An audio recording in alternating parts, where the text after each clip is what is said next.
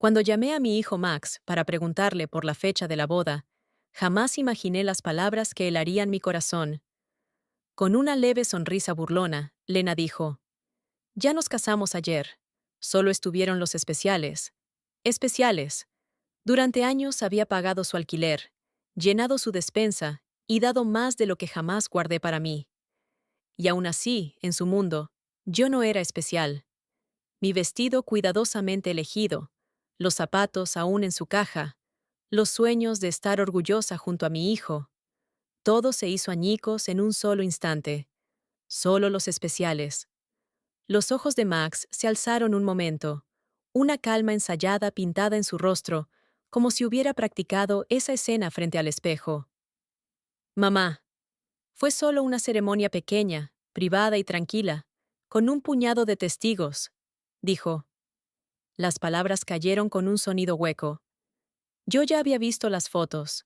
Risas junto a una fuente, parientes rodeando a Lena y a Max, copas de champaña brillando a la luz. Vi el vestido que yo ayudé a comprar, la misma tela blanca que había imaginado en fotos, donde mi rostro resplandecería de orgullo. Una semana después, la mujer que me había dejado fuera me llamó con la urgencia de quien se ahoga. «Señora Richter, el casero amenaza con desalojarnos», suplicó Lena. «No hicimos la transferencia. Por favor». Su voz desgarrada tenía el tono exacto que siempre abría mi cartera. Recordé las noches equilibrando mi chequera, los pequeños sacrificios para que pudieran dormir bajo un techo que llevaba mi nombre. La osadía de oírla después de aquella exclusión me pareció obscena. «Así que solo invitaron a los especiales», dije antes de que la ira se enfriara.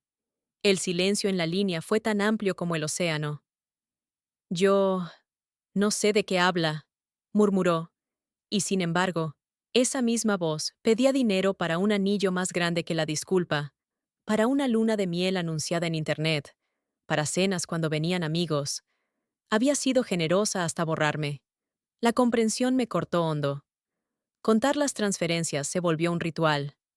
Me sentaba en mi mesa de cocina, la luz de la lámpara dibujando las cifras en líneas severas. Alquiler, comida, reparaciones, regalos, préstamos de emergencia. Cada entrada, una pequeña traición. El total creció hasta alcanzar una cifra que me hizo temblar las manos. Ahorros destinados a una jubilación tranquila habían sido drenados. Las matemáticas eran brutalmente claras. El dinero había sido el termómetro de su afecto. Las llamadas se multiplicaron, ruegos, excusas, dulzura manipuladora, hasta que aprendí a dejar que el teléfono sonara. Por primera vez en años, no reorganicé mi día para atender otra súplica. En cambio, caminé sin destino, solo para sentir el pavimento y recordar una vida más allá de los estados de cuenta. En el parque donde Max una vez persiguió palomas, un joven padre enseñaba a su hijo a lanzar un palo. Observé, y la memoria de mi niño pequeño surgió, puro, honesto, sin cargas. En el banco, el señor Klein me reconoció y mostró la preocupación que solo un extraño puede ofrecer. «¿Estás segura de cancelar las transferencias?», preguntó. Le dije que había terminado de ser indispensable. Imprimió la confirmación con una pequeña sonrisa compasiva. Al salir, el aire parecía distinto, más limpio, como una ventana abierta tras una noche sofocante. Al regresar, 3 autos estaban estacionados frente a mi casa. Dentro, Max se encorvaba en el sofá, Lena caminaba nerviosa y un hombre desconocido hurgaba en mis papeles. «Necesitamos hablar», mintió Lena. «Hemos consultado a un abogado sobre su comportamiento. Su proyecto, bajo una delgada capa de preocupación, era una toma de control en cámara lenta. Lo llamaban cuidado.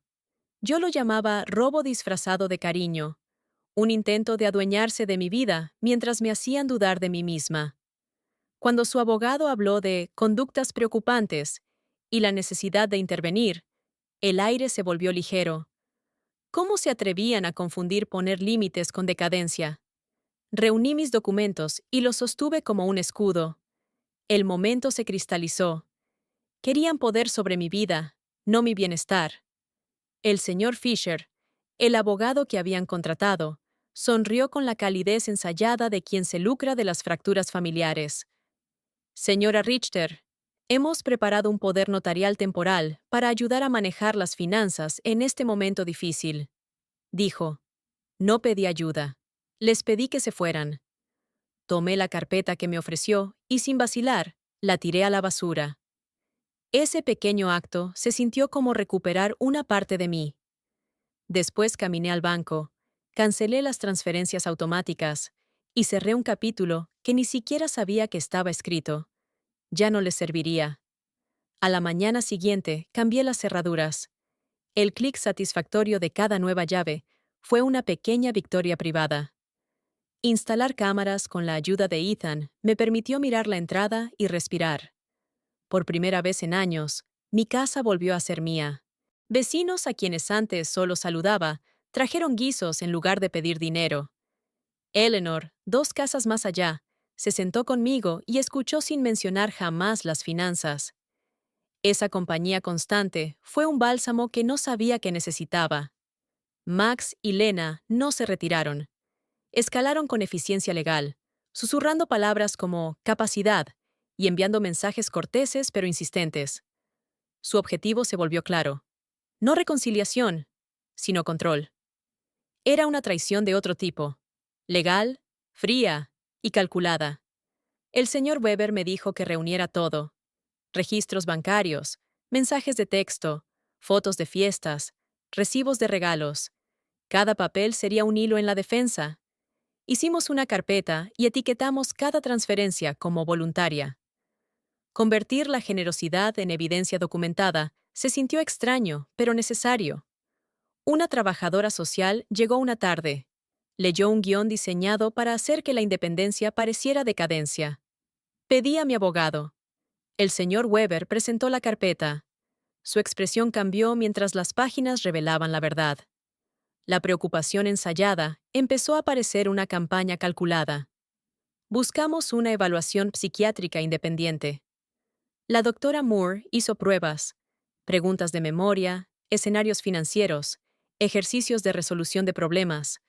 Observó mis respuestas con atención profesional. Su informe fue claro. Yo era competente.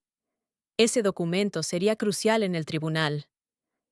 El día de la audiencia, la sala zumbaba con una calma artificial. Max y Lena se sentaron rígidos mientras su abogado pintaba el retrato de una madre frágil que necesitaba protección. El señor Weber abrió nuestra carpeta y entregó al juez la cronología de transferencias voluntarias y publicaciones en redes que mostraban celebraciones a las que yo no había asistido. Los testigos hablaron con franqueza. El señor Klein, del banco, testificó sobre la regularidad y carácter voluntario de las transferencias. Cynthia, de la peluquería, describió mis rutinas. Eleanor testificó sobre mi independencia.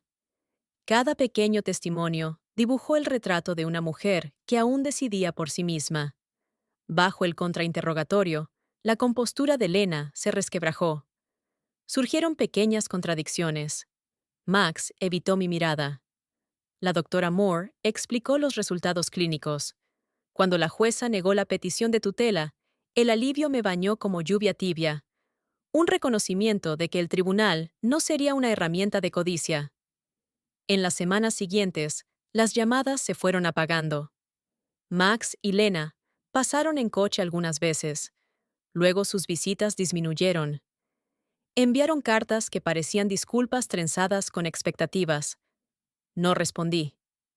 En su lugar, pasé las tardes en una clase de cerámica y las noches pintando, redescubriendo texturas y colores que había dejado a un lado por otros. Vecinos que antes pedían favores comenzaron a ofrecer ayuda, compartiendo recetas, trayendo plantas, invitándome a un club de lectura. En un picnic en el jardín, alguien me enseñó a podar rosas correctamente. Esos pequeños gestos construyeron una red que se sentía honesta y recíproca. Llevé un registro de las veces que pasaban en coche, las placas, las fechas. Lo que parecía obsesión se convirtió en evidencia útil y en un ritual que me calmaba. La presencia de la policía para hacer cumplir una orden temporal hizo que el límite se sintiera real y no solo simbólico. El duelo llegó en momentos silenciosos. Extrañaba al hijo que una vez se aferró a mi mano, pero el dolor convivía con una creciente gratitud por las amistades que habían aparecido sin pedir nada a cambio. Poco a poco, mi vida se llenó de actividades elegidas y pequeños placeres. La exclusión de su boda se convirtió, con el tiempo, en la bisagra que abrió un nuevo capítulo. Aprendí que la generosidad debe darse libremente, no arrancarse. Decir no me hizo indeseable, me hizo íntegra. Guardé mis recibos y mi dignidad. La libertad no borró las heridas, pero dejó espacio para nuevas alegrías.